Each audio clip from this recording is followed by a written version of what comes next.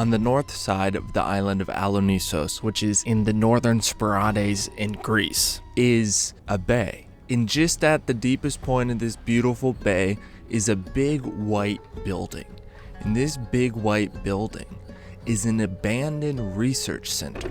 Now, we came across this research center unknowingly. I had no idea that this was here. We were just exploring the island. Nikki was vaguely aware of the research center once she saw it, but when we were heading this way, we just wanted to visit the northernmost part of the island. And to be clear, when I first start walking through and exploring this place, I'm not even convinced yet that it's a research center. So this is an uncut, raw exploration of this research center. And you're going to want to stick around to the end of this video, because near the end we start to get into the explanation of what this place actually is, how it got here. Like I said, I didn't expect to be finding a research center, and I didn't expect to be doing an abandoned building exploration today. Yeah, that's when they put the cities. To operate on? No, You making that up? I don't think so. I might be, but I don't think so. You know, you're unreliable, but I think that's it. I was thinking it was someplace to chop up fish.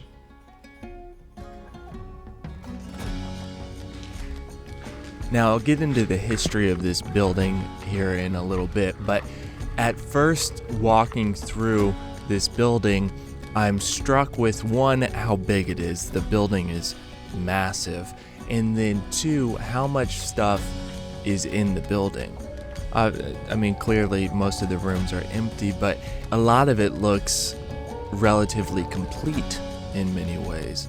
And with how big it is and the location of it and everything that's inside, it shocks me that it's abandoned. It seems, well, clearly like a waste of resources for it to be abandoned, but imagine all of the people that it took to build this thing, and now it lies here in abandonment. That must be quite frustrating for the people that worked on it. This research center is quite difficult to find information on. First of all, if you search for it in English, you don't really come up with anything useful. And so the only way to find information on this research center is to be able to look for it in Greek. And considering I do not speak Greek, I am relying on Nikki to find information and translate it to English for me to be able to understand. So keeping that in mind, my information it's not first-hand information. It's not even second-hand. It's like third-hand, twice removed is the information that I'm dealing with. So take everything that I say with a big grain of salt. Walking around this place, I can just imagine how amazing it would be if it was built out properly and taken care of. You could do so many things with this space that would be incredible. So at some point I end up walking through this place with the mindset more of a real estate agent and a potential customer of like, wow, this place has potential. Now obviously I'm not gonna purchase it. I'm not even in the market for a building, but that's kind of where my mind went, was, wow, this place could really be something special. Scared you so much you dropped your glasses. No, I don't. I made something for those of us who live between the wind and water, and really anybody that has skin. It's called Captain Salve. It's a handmade balm made from grass-fed beef tallow, beeswax, shea butter, and herbs used for centuries to restore and protect. This isn't lotion. It's going back to the way that things used to be. Use it on your hands, your face, your feet, your hair, your beard. It feeds your skin like the sea feeds your spirit. So click the link and go to CaptainSalve.com and try it for yourself. And know that not only are you feeding your skin, but you're also supporting this channel. Thank you. Or maybe for a weekend. It's a very big house. The goats seem to like it a lot. It's leaking water there. I mean, look how big these rooms are. This place would be amazing if it was all built out and taken care of. I mean, the location is excellent on a relatively remote island Nice roof terrace. with a beautiful sea view. The sea is 100 meters away, and it's in Greece, so the weather is amazing. So this research center, from what I understand, the construction of it began in 1984, and I can't find any information for how long it took to build or if it even got completed. Now, from what I understand, it did get completed and was managed by Mom for about 5 years. Mom is a nonprofit organization that works to protect the Mediterranean monk seal. And the Mediterranean monk seal is listed as endangered under the Endangered Species Act by the NOAA. So Mom works to protect the seals and study the seals and help rehabilitate the seals and all things related to seals in Greece, specifically the Mediterranean monk seal. And it seems like they are doing good work. I can't find anything that suggests otherwise. It seems like they've done good things for the monk seal and continue to do good things for the study and protection of the monk seal. Now, that being said, If this was a research facility, this would be maybe a pool that they could have kept a seal in. And then you could wash them off and whatnot like that. this research facility is very peculiar, and I want to be careful with how I talk about it because I don't want to say anything disparaging towards Mom or anything like that, because basically I don't know what I'm talking about, and I'm just going off of information that I can find. And when I receive the information, it seems to me that something fishy has gone on with this research facility. I guess that's a pun, isn't it? Anyway, so let me tell you what I know about this research facility. From what I understand, the piece of land that it is built on was a donation from the municipality, and the construction started in 1984. During the construction, there was a lot of complaints about defects for the contractors. So that I can't really figure out what does that mean. I would imagine it means that the people building it didn't build it very well, and that they built the building with a bunch of issues is what I would assume that means. But the piece of land that it was built on was a donation from the municipality. And from what I understand, the research station, Gurkas, was built with money donated from the European Union. How much do you think it would cost to buy this place? Perfect. They would give you 50 years. Do you think it's still structurally reliable? The building itself cost €1 million. I don't know if that figure is adjusted for today's inflation or if it's the equivalent of the exchange rate back then, but back in 1984, the euro wasn't even in existence.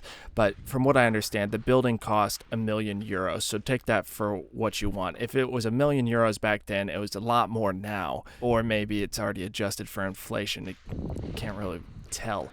The place has potential. From what I understand, all this money went to Mom, and Mom was the one that facilitated the construction of this research facility and everything to go with it. When they got that €1 million, they also got another €340,000 to build a research boat. And that boat now is abandoned in a small village known as Tricari, which I've sailed past it. I haven't seen the boat. This is all just hearsay. Wired shut too. But it looks so nice out there. We can probably get out there from outside. So there's a $1 million research station that's completely abandoned, and there's a €340,000 research boat that is completely abandoned from the same time period. And Mom is still running now, so just keep all that in mind. What all of this means, I have no idea. But it sounds like back in the 1980s, the effort for saving the Mediterranean monk seal was a lot more gung-ho, that there was a lot of people interested in it, and it was quite vibrant on the island. Very nice place. You know, if it was upkept. Citizens and tourists were very interested in learning what they could do to help. But now, that's definitely not the case with the company Mom. And this video is not a video about Mom. I've been to their office in the main town on Alonissos, and it's nothing amazing, no offense. To me, it's very strange that there's this amazing research facility that is just completely abandoned. I don't understand why it was abandoned. I can't find any information on why it was abandoned. I can't find out exactly when it was abandoned. What I have found is that somebody was paying a guard to protect it all the way up until 2002, and then when they stopped paying that guard to protect the research center, it got completely looted. So I don't know what state it was in before that. I only know what I've seen. And now they can't do anything with it. One of the really strange things is that, from what I understand, the mayor of Alonissos wanted to use the building as a building for refugees. And him and the council were trying to acquire the building under the municipality so that they could use it for accommodating immigrants, I think. But basically, they couldn't find who actually owns the papers to the building or to the property, and they couldn't find anybody interested in finding the person. Now, if you're from America or possibly other places in Europe, you might think that is very suspicious. Research station of Gurkhas. As I would think. But from what I understand about Greece, that's not particularly unusual that there are pieces of land that they aren't certain who legally owns them.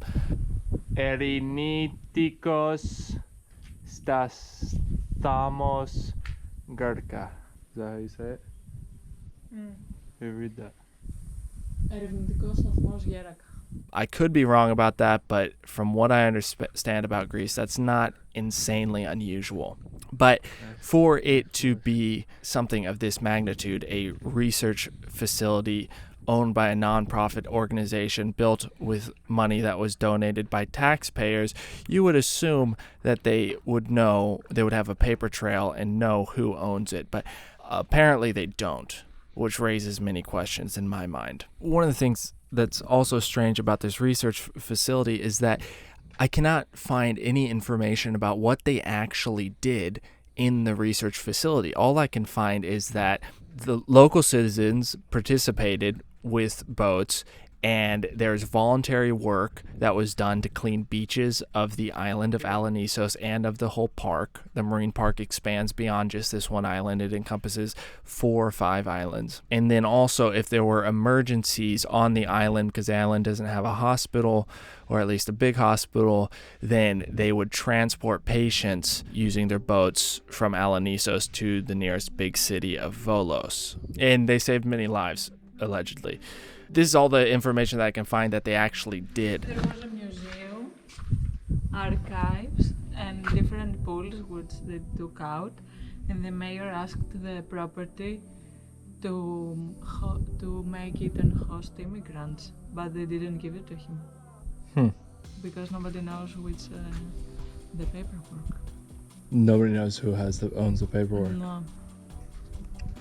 So they let it become abandoned.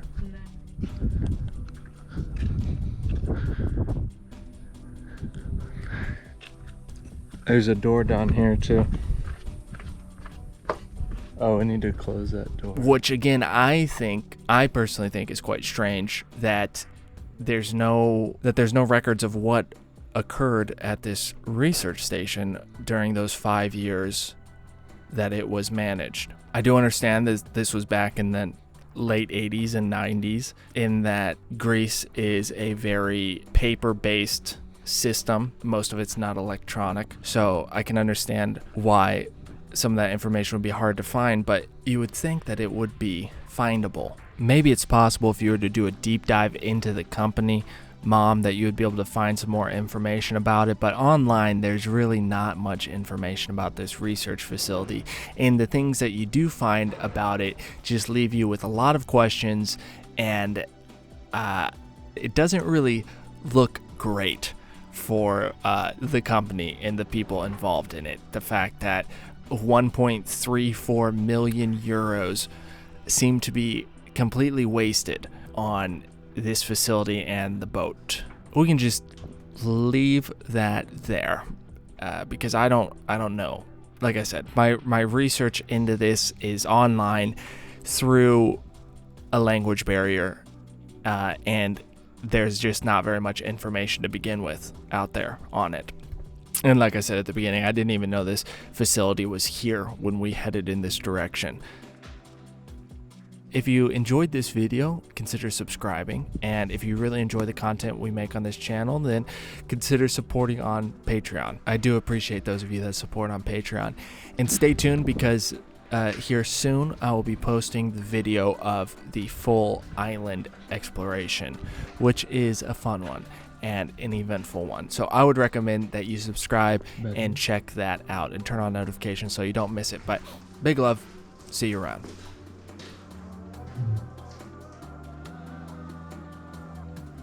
What this? Like the fire detection system.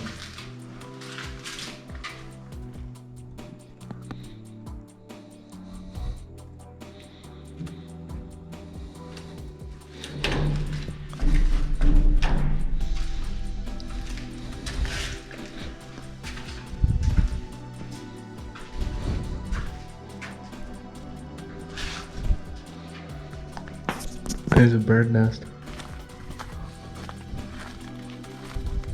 Oh wow. It says that